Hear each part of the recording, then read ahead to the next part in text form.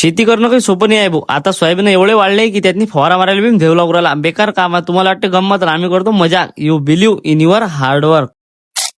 तर मग काय म्हणता पोट्टेव कशा. आता सर्वांना आधी म्हणापासून जय श्रीराम. मग तो झालता असा विषय की आपण आता पराठीवर तर फवारा मारला, आता सोयाबीनवर मारणं पडणार भाऊ. मग आता सकाळी झाकटीतच 7 वाजता निघालो कुठे वावरात जासाठी, कारण की 9-10 वाजता सुट्टी हवा. मग काय आता 10 वाजेपर्यंत जेवढं काम होईल तेवढंच करायचं, गाडी दिली लावून. आणि तिथून निघालो आता पैदल वावरात जासाठी. आता जतपर्यंत आपली गाडी नाही तत्रून आपण प्रयास करत आपली गाडी नेली भाऊ.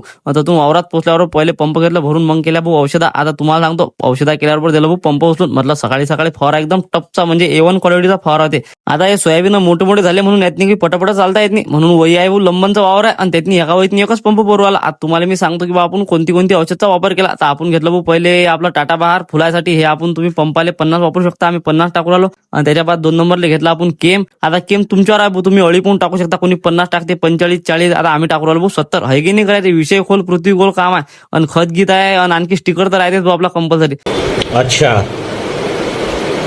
ठीक आहे. आता 15 दिवस झाले जिमवर जातो करू आलो, पण काय इकडे जशी मुकार जिरून राहिली का नाही, बेदम होऊन राहिला माणूस. इकडे घरी गेला की मटकन झोपते. कायले जिमवर जाणं म्हणजे बा, वावरात जिम होऊन राहिली पुरी.